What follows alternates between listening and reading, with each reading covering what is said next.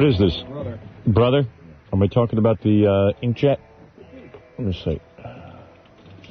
It's a good product. Yes, I am talking about it. For those of you who have a computer and you have a printer, there are probably two types of printers that you know about. You know about the dot matrix printers, which are noisy, not good quality, and but they're inexpensive, right? Dot matrix. A lot of you use them and you hate them. You hate the way they print out. It's almost like not having a computer because the printout is so bad. I hate dot matrix. I love the LaserJet. The LaserJet, though, is very expensive. It's a very expensive piece of equipment. Now, here at our office, you know, I have computers, but we had the dot matrix printers. And you notice how our computer printed everything out bad? Yeah, and very slowly. Yeah. Oh, I mean, it took forever. So now I've gotten the Brother HJ400 desktop inkjet printer. Now, this is what people don't know about inkjet. What is inkjet? Inkjet is the price, basically, of a dot matrix. But have you seen the new printouts on it? It's beautiful. Did you see how fast it prints? Incredible. It is LaserJet quality on the dot matrix budget. Sheesh. And it's so compact. And I've got to tell you, the size of this Brother. Did you see how much space do you think that takes up? 10 inches? Yeah. It's believe me, you see LaserJets take up a lot of space. Yeah, it's no bigger than a toaster, right? Yeah, that's about it. Well, let me tell you something. This desktop inkjet printer is so great and is so inexpensive by Brother. And for those of you who have Apple and for those of you who have IBM compatibles, either way, you can hook up with the inkjet printer. This is the first of its kind. That's phenomenal, too, that it can work with either one. That's right. IBM users running Windows. Brother provides an optimized Windows driver in the box for faster document printing. It's ready to go right out of the box. You just plug it in. It creates professional-looking documents. You can use up to 30 TrueType scalable fonts. It has 12 resident bitmap fonts. It prints a full page of graphics, which most laser printers require more memory to accomplish. This thing is really incredible. Ask Kathy Tobin. She is raving about it. Yeah, we'll have to have her come in and do a testimonial one of these days. That's right. Available at J&R Music World, Top Supply in City, and Capitol Audio. Look for the Brother HJ400 desktop inkjet printer. 92.3 K-Rock. We're back with the Howard Stern. Cat. I love that. We're back. Cat. Okay, so we're discussing Bert Reynolds and Lonnie Anderson. So Bert Reynolds now has to divorce Lonnie Anderson, right? So listen to this. So divorcing Lonnie was the toughest thing he ever had to do. There's no easy way to tell someone that it's over after 11 and a half years, especially if she's someone you still love. I knew she was going to cry, and she did. There were tears in my eyes, too. Now, you got to hear this guy's rationale. He says, well, did you read this whole thing? Yeah. Yeah, it's great. He says, I know that since the news of our divorce came out, that there'd be a lot of people saying all kinds of things. Yeah, speculations. Who was cheating on who? Yeah, that I was with having extramarital affairs and rumors about other women. These are flat-out damn lies, he says. I have respected our marriage. Now, not only did I not want other women, frankly, I did not even have time for them. Okay, so he's saying, okay, he's not getting divorced because he wants other women. Right, okay. Right. You can't even figure out why this guy's getting divorced. He's in love with her, he says. He loves her. He loves her. And he didn't want other women. He didn't want other women. So now, why are they getting a divorce? So far, I think the guy's lying, okay? That's number one. He says, everyone wants to know the real reason why we're divorcing. Well, when two people split up, there is never any one reason. But the success of my new show, Evening Shade, and extra demands on my time for personal appearances, and my revived film career all played a part. Now, listen to this. This is the greatest. You got to hear this guy. He says, when Lonnie and I got married 5 years ago after 6 years as lovers, my career was in the pits.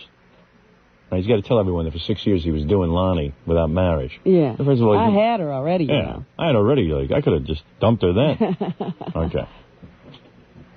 He says, I had lots of free time to spend with her. We were inseparable. We went on romantic vacations. We were always going out to candlelight dinners. And even when I had to travel on business, Lonnie came with me. Okay. That sounds like a marriage. All right. But after I landed my starring role on Evening Shade 3 years ago, everything began to change. Now listen to this. Wait a second. So they've been married how long? 5 years? And 3 years ago, things Yes. started to change. Yeah, now here's how they started to change. In Hollywood, you're given only so many chances. Most people only get one chance. Bert claims he's now on his second chance. Okay. It's a comeback. He says, I had a grab for the brass ring. When evening shade came along, I wasn't about to pass it up. Okay, I was going to take some work. Yeah. I needed to get my dignity back and have some money for my family. Do you believe that? No. All right. You don't think that Bert Reynolds had enough money to live? He claims he was broke, and she was with him when he was broke. Okay. I doubt that. All right. Yeah, and Joan Rivers was broke, too, when Edgar died.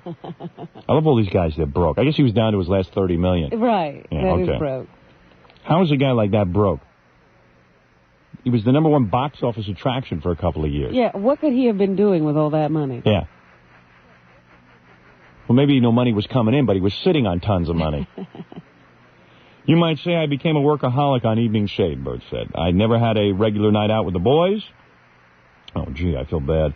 I didn't play poker, and I worked too hard to be having an extramarital affair. And it took its toll on our marriage. In the beginning, Lonnie understood if I couldn't take her out for a romantic dinner like before. But as I became more and more busy with script revisions, editing, and things like that, I became less and less a full-time husband, and tensions began to grow. It was difficult for Lonnie not to have me at home. She grew more and more unhappy. She began to resent me not being there for her, and I began to resent her demands on my time. The truth is, now here's the truth. Okay. I love when a guy says the truth is. That means all of this is lies. Right, so now the truth is. Okay. The truth is, our marriage had been an empty shell for the past year, but we kept it a total secret. Remember, Lonnie and I are both pretty good actors. No, you're not.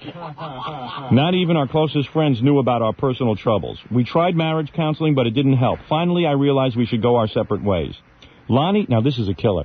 Lonnie had stuck by me during my tough times, like when I was broke and when I was severely ill with a jaw disorder. And I didn't want to split with her while her career was down. What a guy. So, in other words, this woman was with you even when you had nothing going for you. Right, yeah. She actually loved you. And as soon as something actually happens in your life that's decent, you throw her out of it. The only time you have time for her is when nothing is happening for you. Yeah. That's guys. He's a typical guy, huh? Yeah, things are on a roll now. I can pretty much dump Lonnie. I don't need her. I don't need her. And that son we adopted, well, hey, he's not really my son. I mean, let's not get technical. She didn't give me my own child. That's the kick in the pants, too. Now she's stuck with a kid. Right. She got custody of the puppy. It's unbelievable.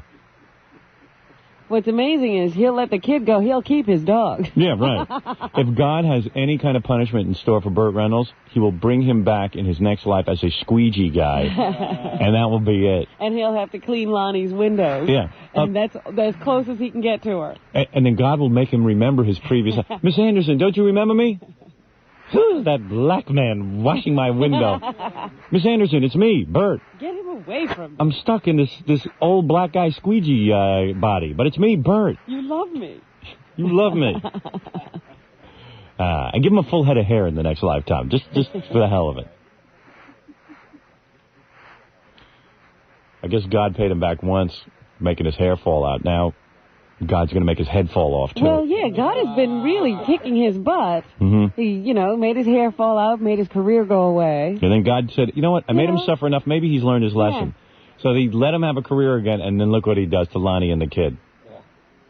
Hasn't learned. Never learned. He says, we tried marriage counseling, but it didn't help. How many sessions do you think he had? 3. And then on his own, why didn't they determine this in marriage counseling? On his own, he decides it's time to get out. Finally, I realized we should go our separate ways. Lonnie had stuck by me. Oh, I told you that. Okay. I felt, let's see. So now she got a role on Nurses, an NBC TV movie, as well. And her confidence was strong. I knew she could stand on her own 2 feet. I decided now was the time to end the marriage. Yeah, as soon as she gets a job. Yeah. Yeah, now she's got a job, so what's the big deal? Now she has her work. Yeah. And that's what I love. Yeah. Right. I have my work, she has her work. It's decided. We loved each other, we respected each other, but we couldn't live together. I felt it was better to part as friends and peacefully raise our son. Our son.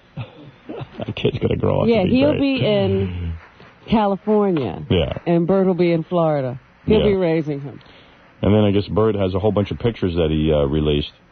Here's Bert holding his son when he was a newborn, and Bert put a little mustache on him to make him look like Bert. Yes, a little Bert Jr. Yeah, because I guess he's adopted. You know what Bert is going to do now? He'll only get that kid when it's time to do an orange juice commercial. Yeah. If they let him continue that contract. Yeah. So how was it? Well, how was it when Bert broke the news to Lonnie? I sat Lonnie down in the bedroom of our Jupiter, Florida home. We've always been truthful with each other. I told her I thought we were moving in different directions and that we'd be better off apart. I told her I wanted out of the marriage. Lonnie was surprised. She cried. That's a lot of good communication going on. She's completely shocked, has no idea. My eyes also filled with tears. Yeah. That's because she was squeezing his his private parts. You know what? She should have broken his jaw again. Yeah. She handled the news like the lady she is. We didn't yell or throw things. We just sat quietly and discussed the paths our lives were taking. The hardest thing was telling our little son. I sat down and I said, boy, maybe you should go look for your real parents. I says, boy, sat down with Quentin in his room and told him Mommy and Daddy love each other, but couldn't be together.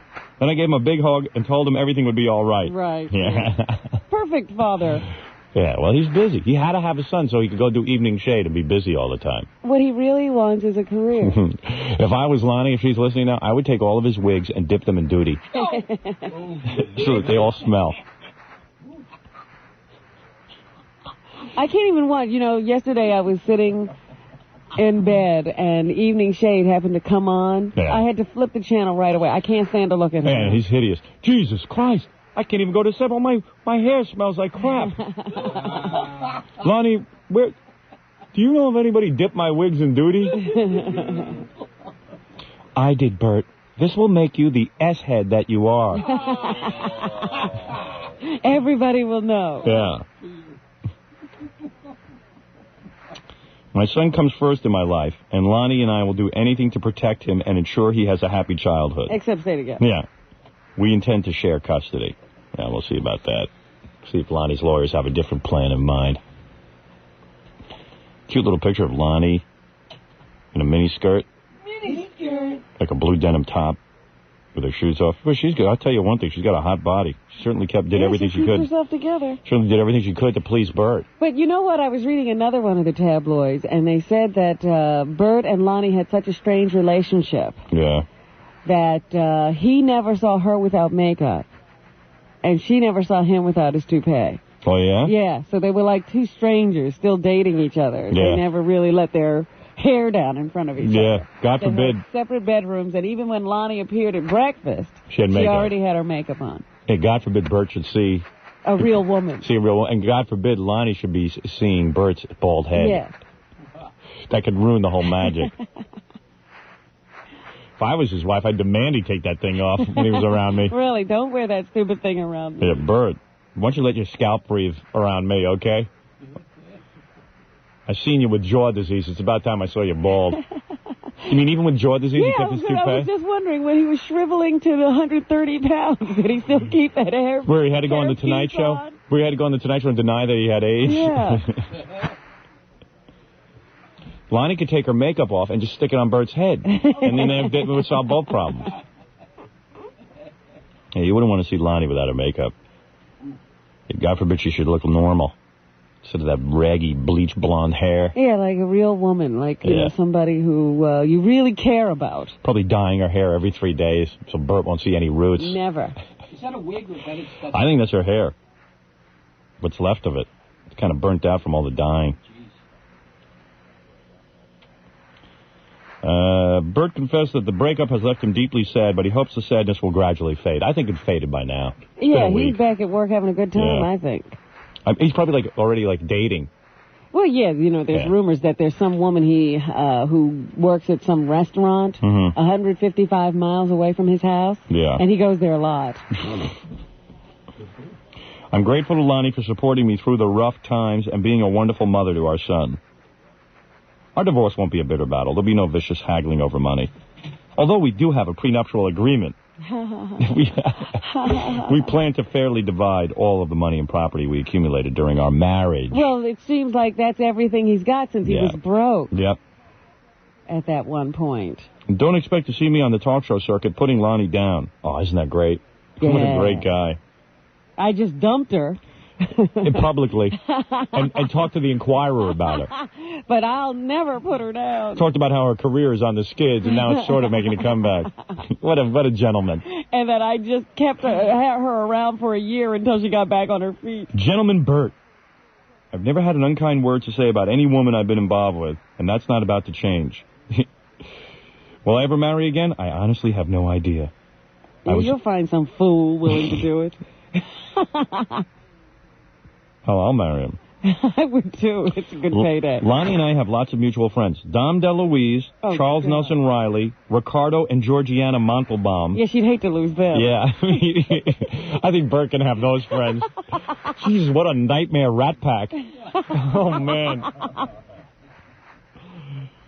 Let's see who else. Doug McClure, Ann Margaret, and the cast of Evening Shade. Oh, the whole cast. The whole cast is their friend. Dom DeLuise and Charles Nelson Riley. What an interesting friendship. Wow. Let's have let's have a big barbecue, Bert, to celebrate the birth of our child. We'll have the McClures, Ann Margaret. The Montalbaums. Ricardo and Georgiana Montalbaum. The Montalbaums. Just like Mondel bread. Can you imagine Ricardo Montalbaum over your house? Yes, rich Corinthian. Lonnie, Bert, you are so lucky and fortunate to have such a beautiful child, if I may say. Georgiana, do you have something to say? Yes, Bert and Lonnie, you're so fortunate. You are so fortunate. Yes. We are also lucky to live in America. Could you imagine the conversation? One showbiz inane statement after another. This is great. We can really let our hair down in front of one another, where we are just celebrities all having a regular time. I find it so difficult to mix with the public. Don't you, Bert and Lonnie? But you're just a regular Joe. That's what I like about you. Yeah. Now, let me ask you. Do you ever take that toupee off in front of Lonnie? Well, he doesn't take his off either, so... You know, Georgiana, I'm proud to say this, has never seen me take a dump or a piss or taking my wig off in front of her. But I am very, very proud of this, because a man must have his pride. Georgiana still loves me as much. And, of course, I love Georgiana. But my toupee will always remain glued to my head in her presence. And, Bert, I recommend this for a long marriage. You heard of the Rat Pack, Bert? We are the Hat Pack. If we ain't wearing our wigs, we're wearing a hat. And this is all I have to say. Really. You know, Bert, I'll consider you a close friend, so I'll tell you this. It is so hard to keep up this friggin' accent. It is as phony as our hair. But Georgiana, God bless her, never heard me without the accent. I've been in the country 900 years. You don't think I can still talk like Dracula, do you? Besides, Georgiana, I believe she's gone deaf anyway. I say, Georgiana, come to breakfast. She do not hear me. Ever. She do not hear me. That must be... And then Dom DeLuise and the Nelson Riley clan stopped by. Oh, Bert. Hi. Charles Nelson Riley here and Dom DeLuise. Where's Lonnie? Oh, Quentin. You're looking marvelous. Yeah, can you imagine this poor child? He's constantly surrounded by people over 100. Yeah. Charles Nelson Riley, Dom DeLuise, and Ricardo Montalbaum. These are his friends. Charles Nelson, good to see you. Why? I haven't seen you, Ricardo. And Georgiana, how are you? Haven't seen you in years. Hi, Quentin. Just call me Aunt Charles. Yes. He calls me Aunt Ricardo. You know, hey, Bert, I really think Quentin should have some young friends. Yeah, let him play with Dom DeLuise. He's 5 years younger than the rest of us. It's unbelievable. What a nightmare crowd, huh? Poor Lonnie trapped on a ranch and her friends are Dom DeLuise and Charles Nelson Riley. What a nightmare. Bert says, I don't expect our friends to choose sides. They'll remain friends for both of us and continue to give us support. Bert and Lonnie's fans thought they were the perfect couple. And I didn't. I thought she's real phony looking. She looks like a plastic doll. Forget about him. Yeah, well, I can believe that they never actually saw each other in their natural state. Yeah. He seems like a real uptight dude, too, you know, like the kind of guy like would punch people out and stuff. Yeah, can you imagine everybody sitting around trying not to piss off Bert? Yeah. Making sure. And remember when his career was on the skids, his big thing was he used to sit in his living room and play Pictionary. Yeah. And he made that, him and that Bert Convey made that game up. Win, lose, or draw. Win, lose, or draw, and it bombed. Even that bombed, and Lonnie stuck with him. And Bert died. Bert Convey, yeah.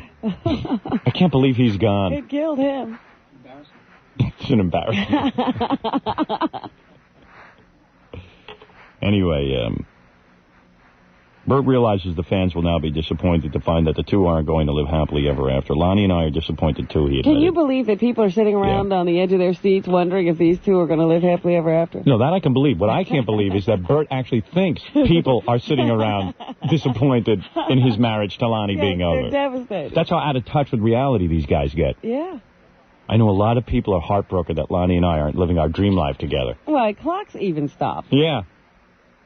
You know, I bet you I went to the phones, I took 100 calls. There isn't one person on the phone upset that Bert and Lonnie aren't together. Don't even know they're not together. Some guy going home to his miserable rag of a wife is worried about Lonnie Anderson.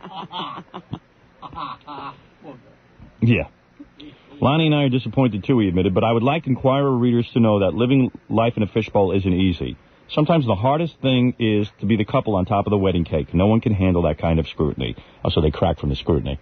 Lonnie and I had wonderful times together. It was great. It was a great dance, and we enjoyed it, but now the music has ended. How could it have been the scrutiny? Why, it always is the scrutiny. He just said it was his job. Yeah. Make up your mind. Well, come on. You think any of this is true? Hey, I got a little bit hot again, and you know what? Young girls are looking good to me. I dumped the bride. I dumped her. Hey, let me tell you something, man. I'm sort of in show business. There's a lot of young girls that look real good to me. But I stick with my Lonnie. Hey, Lonnie. I stick with my Lonnie. Well, maybe Bert got sick and tired of wearing his toupee around the house. Yeah, maybe he just wanted to air out his head. Yeah. Probably. I bet he's got like little red pimples and dots all over the top of his head. Can you imagine how sweaty and... Because he must have to sleep in that thing. Yeah, and he's down in Florida. I mean, if him and Lonnie make love, all the pores and everything must sweat underneath that toupee. And God forbid that she should really get aroused and want to grab him around the head. That never happens. Lonnie's very contained. Imagine all the gook on top of his head, all sweltering. Isn't it possible that he has those snaps? Yeah. So if he took it off, those snaps. It probably pops when he's... It's like there's a snaps. A little metal. There must have been some marriage. He can't even take his toupee off in front of his own wife. You know, you think after a while he'd try it. Yeah. Yeah. Farting, I'm sure he did. The kid wouldn't even recognize him without his hair, I'll bet. That's how he gets away. Charles Nelson's never seen Bert without his toupee. Bert, I think you look fabulous bald. Am I crazy to say this? Hey, Charles Nelson, come here. Shut up, you idiot. It's because you have your hair. We never mentioned the word bald in this house. Bald? Bald? Did I say bald? Uh-oh. Grrr. All right, we'll be back right after these words. You're listening to the Howard Stern Show. Okay. Stick around. I got some good things for you here. Just heard some good phony phone calls. Hey, E. Vincent Luggage. Who doesn't love E. Vincent?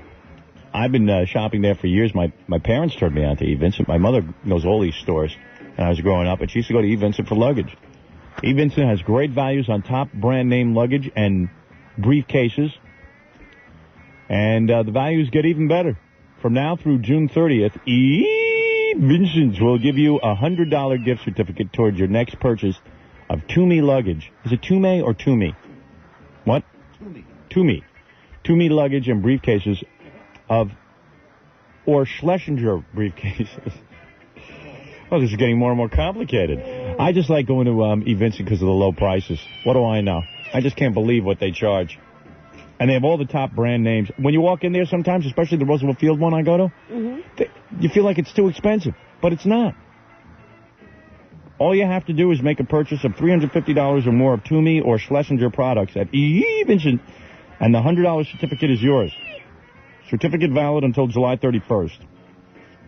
Toomey luggage and Schlesinger briefcases are all American-made, top quality, and now a better value than ever before at E. Vincent. Vincent Luggage, located in the Roosevelt Field Mall, Walt Whitman Mall, Long Beach Road, Rockwell Center, Staten Island Mall, on the corner of 58th Street and 6th Avenue in New York City. So now it's Vincent for luggage as well as travel stuff.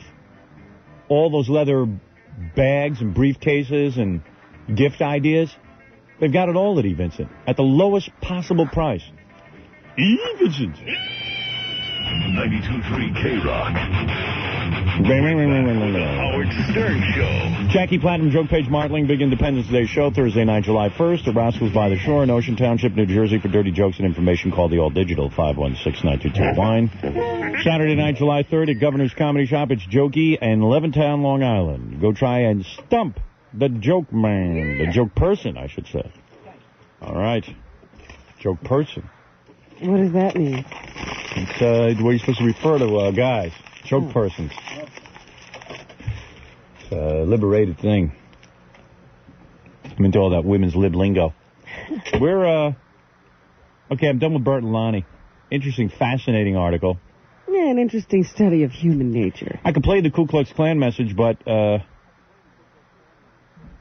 But what? I could play phony phone calls, too, here. There's a couple of good ones. Ponce de la Phone sent in. You got to hear this. Yeah, he called it. There was some earthquake somewhere. Oh, dear. He got through as... I think it's him who got through. I'm not sure if it's him or not. Because sometimes he just tapes. Yeah, he might have just taped this, but this is a pretty good one. Let me hear this. Gave me a good laugh. We're talking about an earthquake that has hit the Bishop area, and it hit about 4:20 this afternoon. It measured 6.0 on the Richter scale. It's been felt as far away as Las Vegas. A gentleman named Mark Lake on the phone. I believe he's calling from Lone Pine. Mr. Lake, are you there? Yes, hi, how you guys doing? We're doing okay. How are you doing? Well, you know, it shook up really bad over here. It kind of felt like Baba Booey, Baba Booey, Baba Booey. So you Stern, Baba Booey. Several sharp jolts, huh? Well, he just Baba Booeyed right off the phone, I think. This has been a problem that we've been having, getting good phone contact with some of the people who call us. One of the things that has suffered up there is communications and phone lines. I think the woman didn't even... She was like, oh, Baba Booey, Baba Booey. Oh, that's several jolts, huh? Several jolts. Did either of them have an idea? Yeah, the guy was like, he knew right away, we've been Baba Booeyed.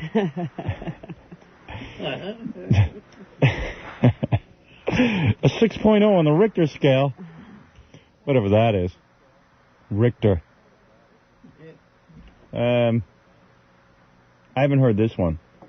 You want to hear it? I don't know what it is, but it's 36 seconds. All right. How bad could it be if it's from the king of all... What is it? King of all... Oh, I lost track. Who is he? Ponce de la Phone. Ponce de la Phone. How bad could it be if it's from Ponce de la Phone? Ponce de la Phone. Again, we're looking at pictures of the seismocam. This is what it looked like when the quake hit. You can tell immediately for people around the Channel 4 newsroom who've seen earthquakes and aftershocks. This was a real good size one when it hit at about 4:20 this afternoon. Mark, are you on the line with us? Yes, I'm here. Okay, what did it feel like to you? Well, it felt like Frogman and Howard Stern. Baba Booey. Baba Booey. Come on. Take the guy off. Take him off. You got these people that call up radio talk shows and call up television stations, and they call up everybody they can to mention Howard Stern's name. So that was one of them. Mark, thank you very much. Go crawl under a rock. Thanks a lot. Yeah. And it was the same name, too, Mark. Yeah, they didn't even catch it. It's really weird during an earthquake they can't get anyone except Mark. Go crawl It sort of makes me feel good that, the first thing people do is not run to the phone to call a radio or a television station the moment they have an earthquake. Yeah, you would think they'd be so worried. Just make sure your family's okay. I couldn't believe during the World Trade Center bombing, there were people, rushing to the phone to call, just to call, news stations. TV stations to find out how to get out of the building. Yeah, it was a matter of getting out of the building or calling a TV station, and people would rather call a TV station.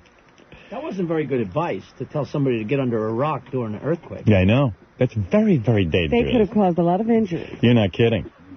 I worry about misinformation like that. What's worse, bad information like that dispensed over television or getting a Howard Stern phone? And how many people do you think crawled under rocks after he said that and it cost them their lives? Oh, that's what we're supposed to do. Could have a serious injury. Irresponsible. Or death. Well, One person in this room's happy to be alive. Listen to him. Hey, 4th of July's coming up. Oh, that's right. He's having a grand old time. I've become oblivious to that chortle that goes on. It's constant. It's like an underlining. Yeah. How dare she say anything about somebody laughing? Yeah, but you just laugh at everything. Like you're Jackie, That's a lie. I laugh at some another things. subject, and you'll be We're not on to another. All right. It's funny, I was writing my book last night, yes. and I realized, I was writing the history of how we all got together and stuff, and I wrote about you, and I wrote about Fred, and I realized, I don't know if I wrote enough about Jackie. He'll be bumming out severely. Did you start to measure how much you had written about I went back in and I wrote like a nice paragraph on how he sent me those dopey record albums, and how we were all meant to be together and all that kind of stuff, so Jackie would feel okay. I thought of him. You just wrecked it. I wrote a whole big thing on him, just so you know. Now his is longer than ours, Fred. Yeah, it is. Because it kind of was like, I'd written how you and I were meant to be together, me and Fred were meant to be together, and I just said, And when Jackie joined, we were all meant to be together. I just had to, like a fairy tale. Yeah, right. Make sure the guy's okay. Because, otherwise he'll be walking around for weeks, never saying anything to me, but to, all the interns are like, it really hurt that Howard, I don't know.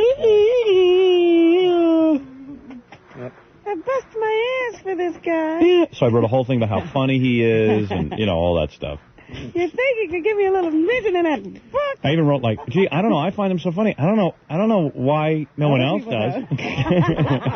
Oh, you. I'm a big Jackie fan. Oh, yeah. I wrote it all down.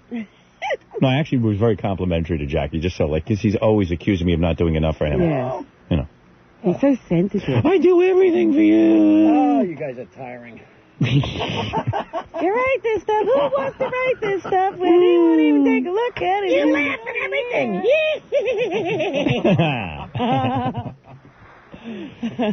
All right, we're going to take a break. We'll be back right after this with more Love in the Room.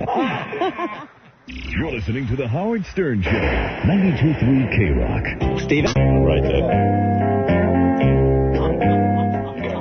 Jackie just wrote the most interesting joke, Robin. Yes? What does it say? Well, I'm halfway through it. He's telling me. He goes, a Latvian and a Wop work for a nigger and a Jew. Oh, jeez. And they go... No joke, just premise. I've only heard the premise so far. I'm waiting to hear the end. Laughing so hard. Yeah, I never heard such a funny joke. Hey, let me tell you about Palisade Jewelers. Everybody pay attention to this. I want to talk about two of the nicest people in the whole world. And these two people... Oh, no, that's a different commercial. Palisade Jewelers aren't the two nicest people in the world. Oh, really? No, they are. Actually, Palisade Jewelers is a great place if you want to... they're in Fort Lee, New Jersey. And all of my commercials start out with two of the nicest people in the whole world. The watch you own is worth more than you think. If you want me to like you got to advertise on the show. That's it. Well, the whole thing is that only the nicest people advertise on this show. You know how many mean people I've rejected from advertising on this show? The watch you own is worth more than you think. You heard correctly. Your watch is worth more than you think. To meet the demand for popular pre-owned models, Palisade pays very high cash prices for your Rolex, Cartier, Patek Philippe, Tiffany, Piaget, and Bulgari watches. Just make a quick call to Palisade Jewelers at 201-461-4666 and speak to a courteous representative to evaluate your watch or bring your watch to their Fort Lee location at 249 Main Street, just one block from the GWB. So this is great. If you have one of these watches, you stand to make a lot of money. Palisade Jewelers is America's foremost dealer of used and vintage wristwatches. Any Rolex, any Cartier, any Patek Philippe, with premiums paid for chronograph and moon phase models. Palisade Jewelers. They need fine watches, and they'll also take your watch and trade for a newer model. Palisade Jewelers is the place for the world's finest new and previously owned watches.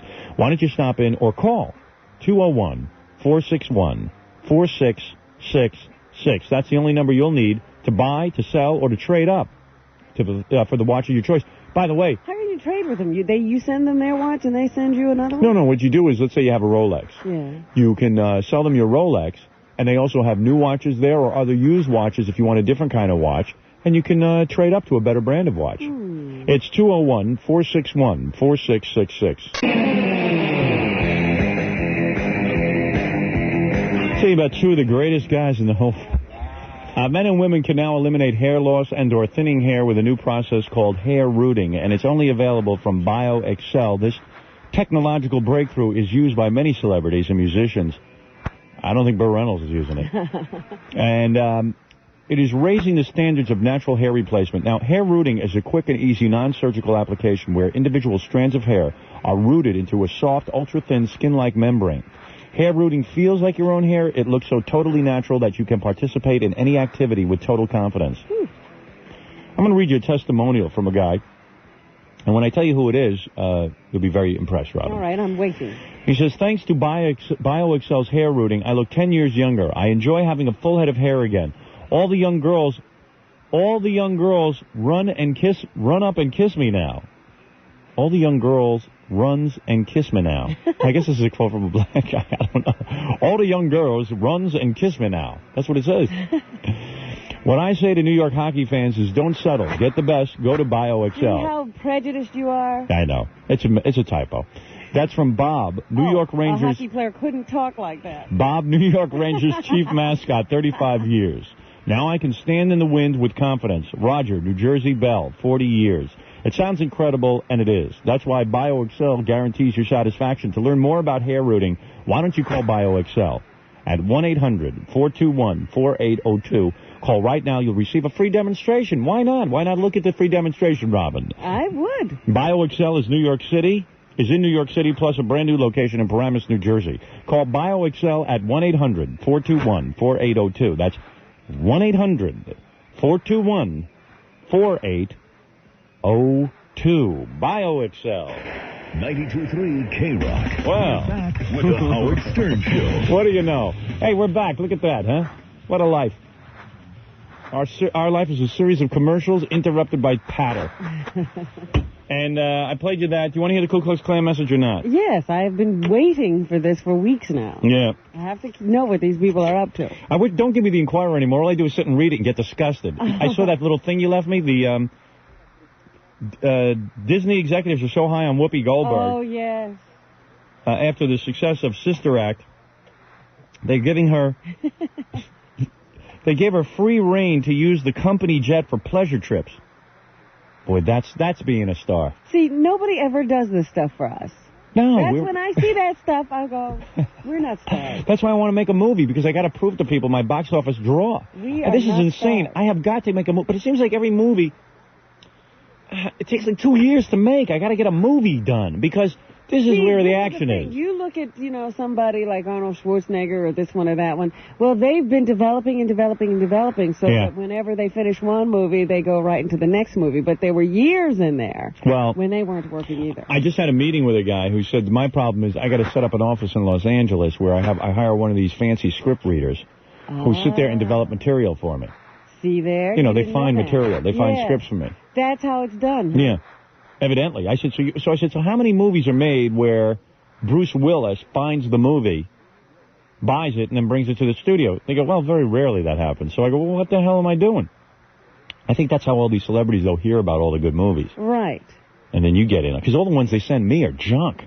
Nobody would, Yeah, the good ones are going somewhere else, huh? Yeah. And I'm talking about major studios sending me scripts that really suck. So I'm going, well, all the good ones must get grabbed up by Arnold Schwarzenegger. They send to Pauly Shore. Yeah, I think I got the same. I think that new one he's in, they sent me from Pauly Shore. Son-in-law. Son-in-law. I would have been better for that role anyway. Imagine me as the son-in-law. Oh, Jesus. Pauly Shore isn't that much of a nightmare.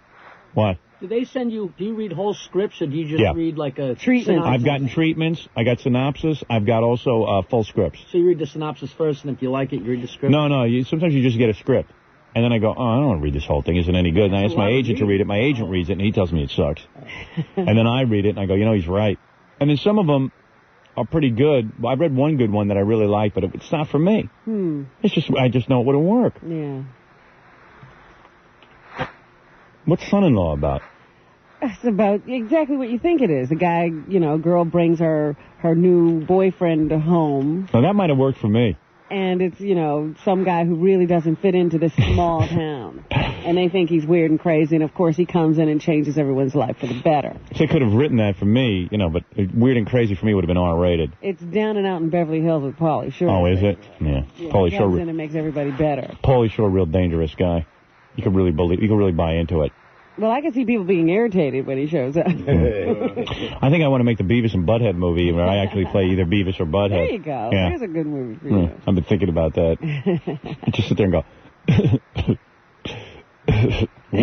garbage is cool.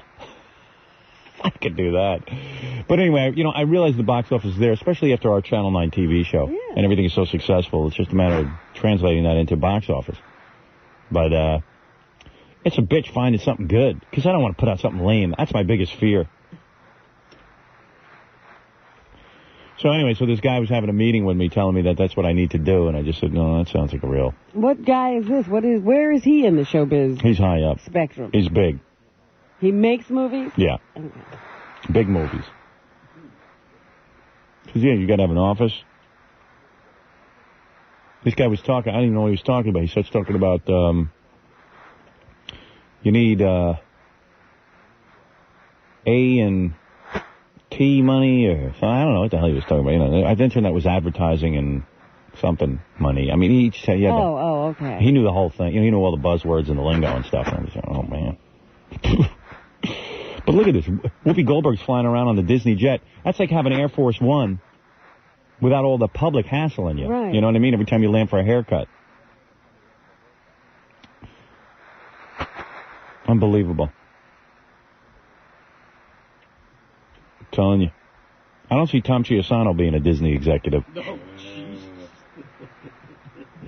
You think Tom would give me use of the airplane? No. Yeah. You think the company would give me any of the stock of this company? They want me to be a stockholder? I'm not a stockholder.